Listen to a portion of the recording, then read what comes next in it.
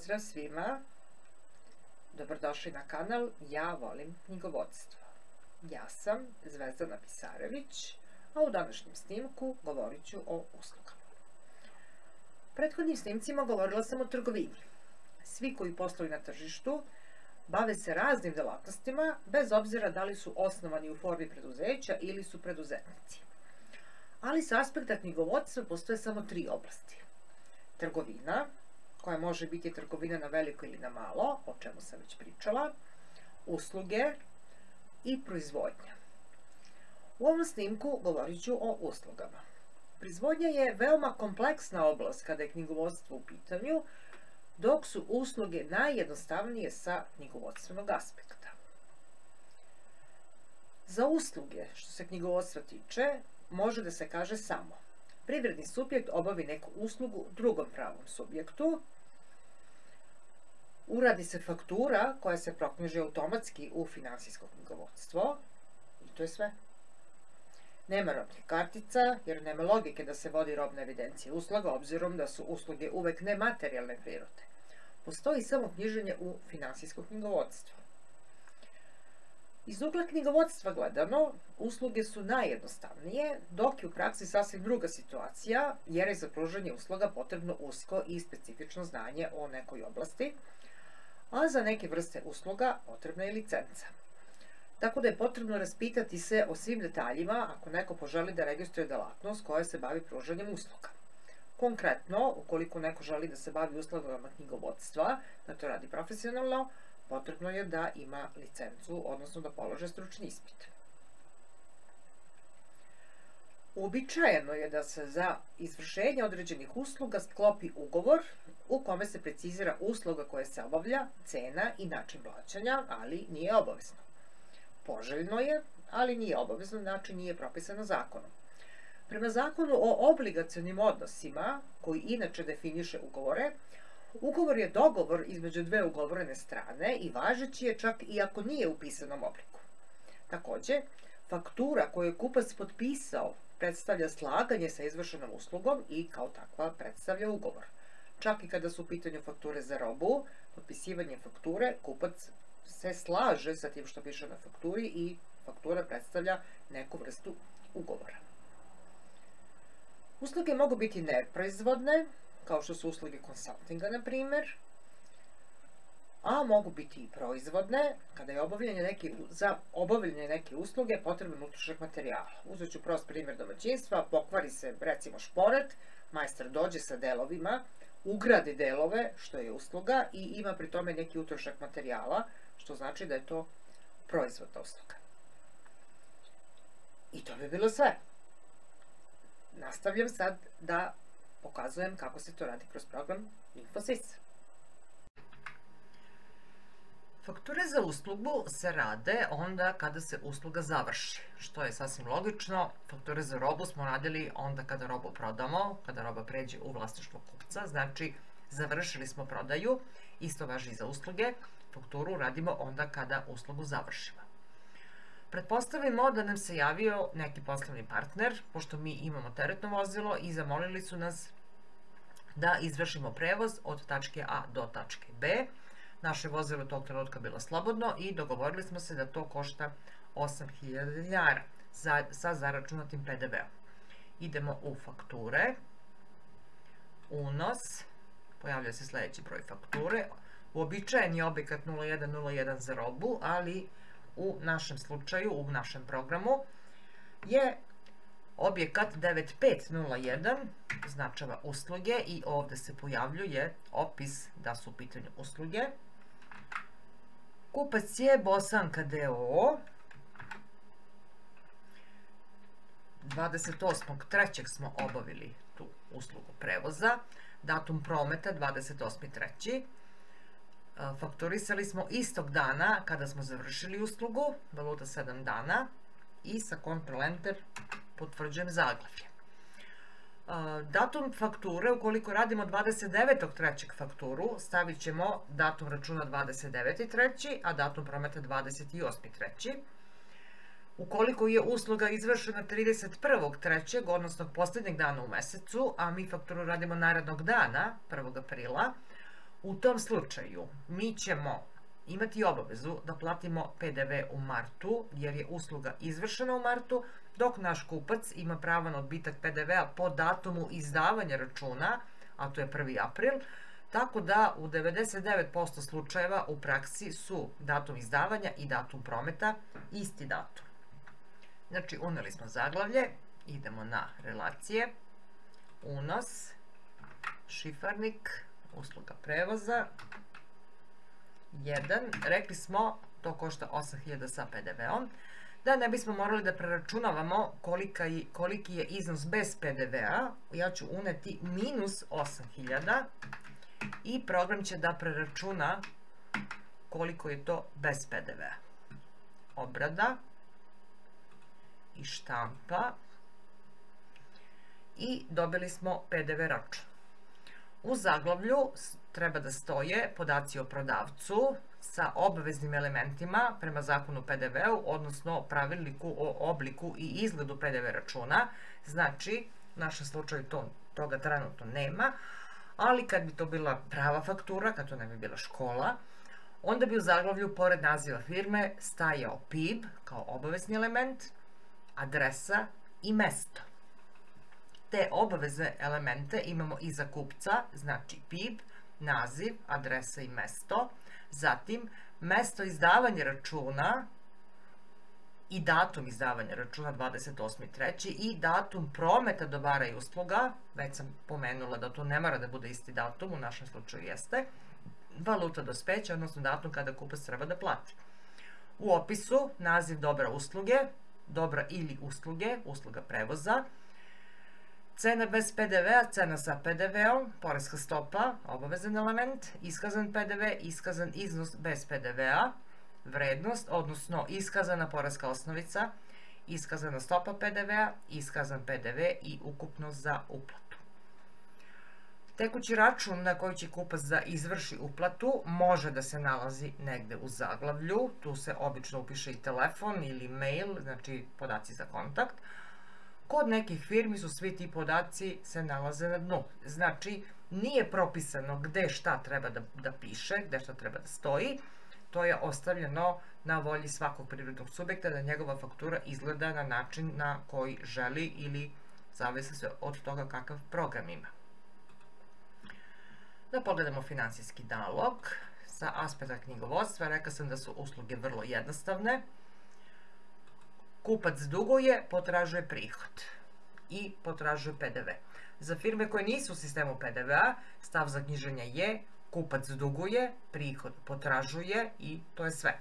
Pošto smo rekli da smo u sistemu PDV-a, kupac duguje za vrednost sa PDV-om, potražuje prihod, znači naš čist prihod i potražuje obaveze za PDV na kontu 470000. Drugi slučaj koji može da se javi kada su usluge u pitanju je da od svog potencijalnog kupca tražimo da deo za uslugu uplati unapred. Takva uplata izvršena unapred naziva se avansna uplata, odnosno kupac uplaćuje avans. Pretpostavimo da nam se obratila firma pod nazivom Naša mlekara koja namerava da vrši otkup sirovog mleka od poljoprivrednih proizvođača. Pošto se mi bavimo otkupom od poljoprivrednih proizvođača, otkupljujemo žito i pravimo brašno, oni su nas zamolili da napravimo elaborat o tokovima dokumentacije, obračunu PDV-a i podnošenju poreske prijave za otkup poljoprivrednih proizvoda, jer je to zakonom o PDV-u posebna oblast sa svojim specifičnim pravilima. Dogovorili smo se da će dobiti materijal u pisanoj formi i da će njihovi zaposleni imati obuku u trajanju od 2 dana i da će sve to zajedno da košta 52.800, ali bilo bi lepo da nešto uplate unapred. Na izvodu smo videli 29.3. da nam je firma Naša mlekara uplatila 25.000. Knjižimo izvod banke. Idem u finansijski nalog. Ono što je specifično, znači unos, ono što je specifično za broj naloga za knjiženje, jer svaki nalog za knjiženje mora da ima svoj broj, može da se krene od 1 pa dok se stigne, ali ono što je specifično i što jako olakšava rad je brojevi naloga u Infosisu su opisnog karaktera. Šta to znači? Formiraju se po modelu vrsta promene, mesec, dan.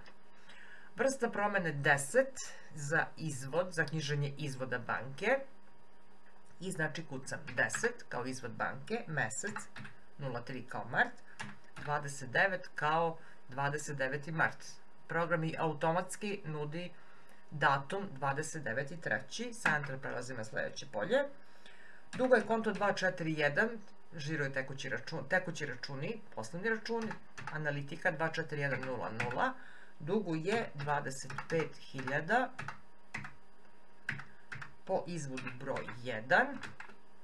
Sa plus prelazim na sledeće polje, neću knjižiti na konto 204, odnosno 20400, jer uslugu nismo izvršili i mi još uvek nemamo kupca. Firme nam uplaćuju napred i mi knjigovodstveno stvaramo obavezu preko klase 4 da za izvršenu uplatu treba da nešto uradimo, prodamo, uradimo usluga, šta god. Znači, konto primljenih avansa 43.000. Ovde je potrebno da se unese analitika. Isto pravilo kao kod konta 204 za kupce, odnosno za dobavljače. Potrebno je analitika da bismo odvojili kome smo šta platili i ko je nama šta platio. Znači, šifarnik, naša mlekara. Ovdje ću da napravim grešku, da bih pokazala kako se greške ispravljaju, a kod finansijskih naloga koji se knjiže ručno, greške se dešavaju. Još jedna interesantna stvar, pošto 29.3. je nedelja, ja nisam gledala u kalendar, bilo mi je nebitno, program je rekao da je valuta u nedelju i automatski pomerio datum za ponedeljak. Upis da. I pošto nalog mora da bude ravnoteži, da bi se ispoštovalo pravilo, ko prima duguje, ko daje potražuje i da su to identične vrednosti, idem na suma i vidim šta. Napravljena je jedna nenamerna greška sa nulom više i napravljena je namerna greška sa nulom manje. U svakom slučaju pojavljuje se saldo 247.500. Finansijski nalog nije u ravnoteži, makar to bila jedna para, nalog nije u ravnoteži i neophodno je ispraviti grešku. Postoje dva načina kako greška može da se ispravi. Jedan je da idem na modifikacija, da sa Enter ili direktno sa mišem dođem do stavke gde je greška i da prekucam iznos, s Ctrl Enter potvrđujem. Drugi način je da odem direktno u tabelu naloga, ovde imamo sumu i dalje nije ravnoteži, znači greška je ovde i da ovde prekucam, obavezno proveriti da li nalog ravnoteži, jeste. Ok, znači tekući račun je prime 25.000 i duguje, potražuje obaveza za primljene avanse, analitika naša mlekara, potražuje za isti iznos, nalog je u ravnoteži. Za ovu uplatu radimo avansni račun. Robno, avansni računi, unos, objekat 9501, kupac naša mlekara, odnosno klijent naša mlekara, još uvek nije kupac, uplatio 29.3. S Ctrl Enter potvrđujem sve, relacije, unos.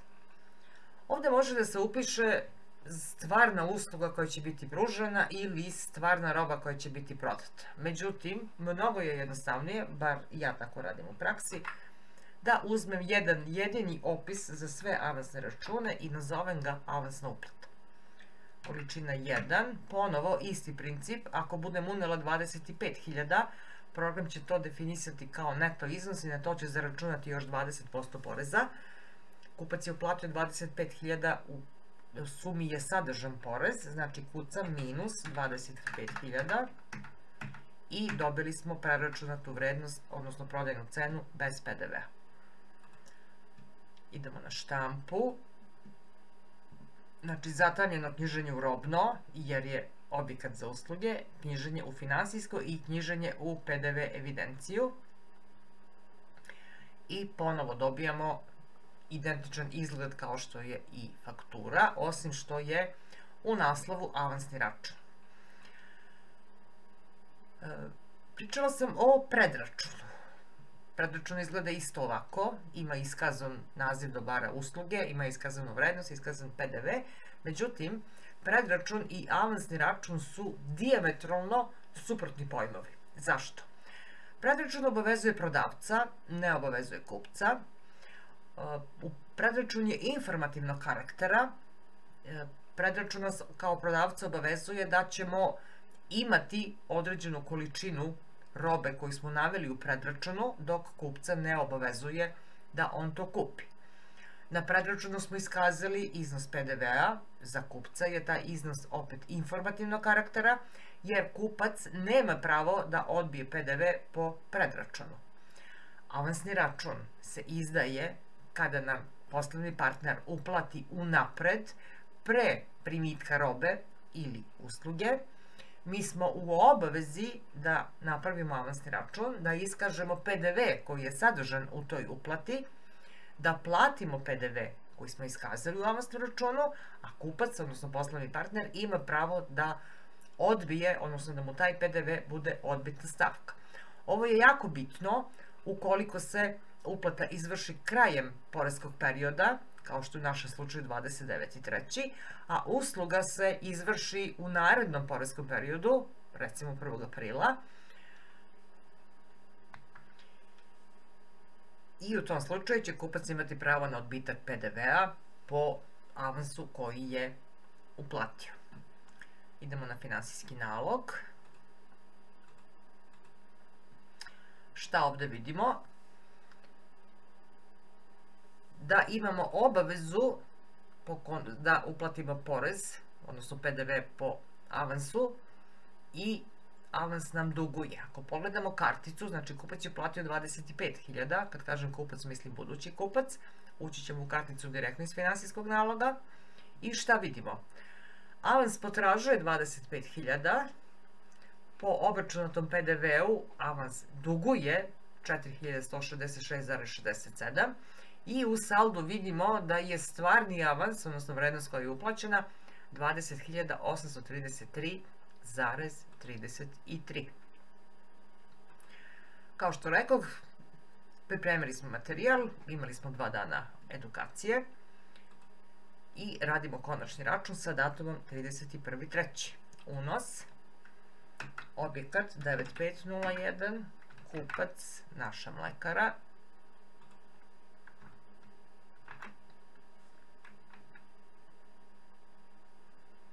samo malo, proletela mi je poruka, vrlo bitna i važna stvar po mom mišljenju, dobijemo poruku da kupac sa analitikom broj 9 ima nezatvorene avanse, znači evo ga, analitika 9, naša mlekara, ima nezatvorene avanse. Program nas podsjeća da smo radili avansni račun i da treba da ga iskažemo na konačnom računu, datum 31.3. kao datum završetka.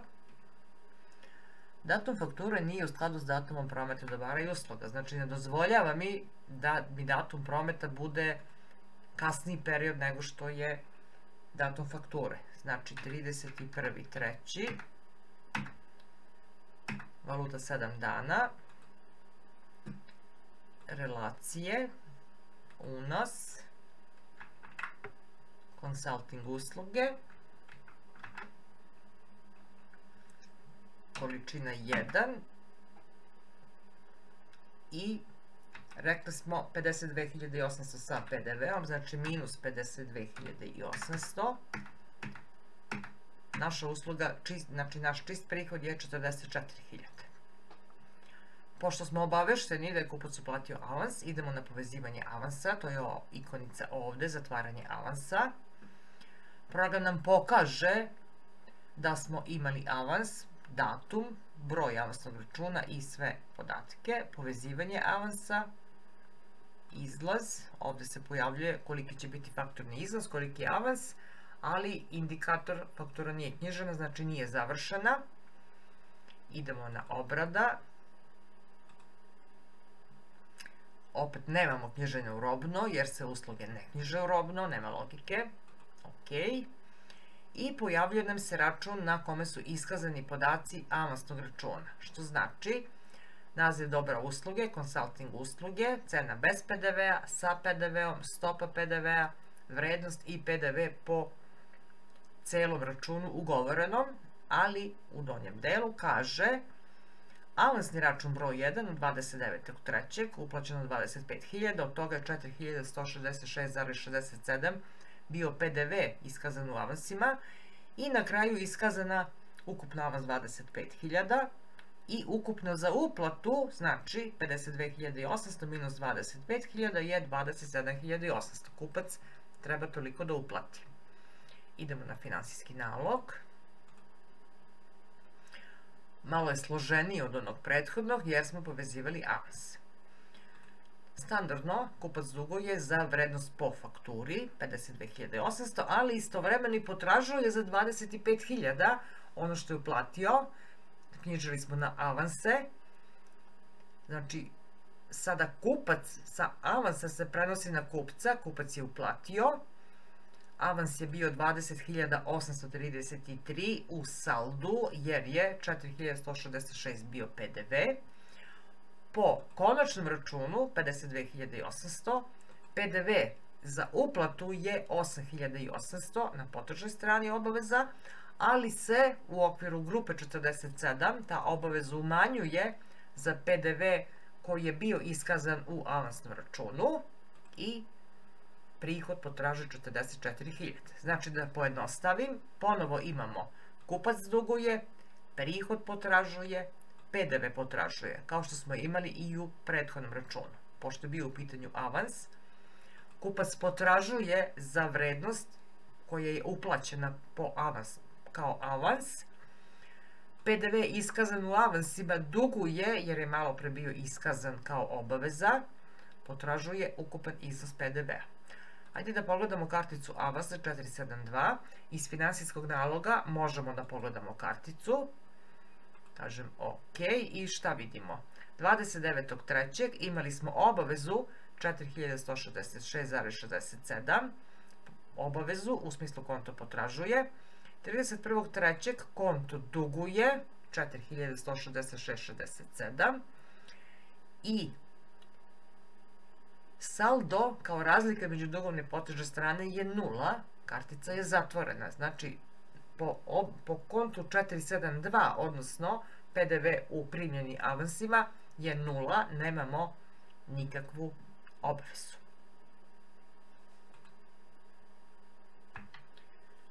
Karticu također možemo da vidimo i sa glavnog menija, finansijska kartica.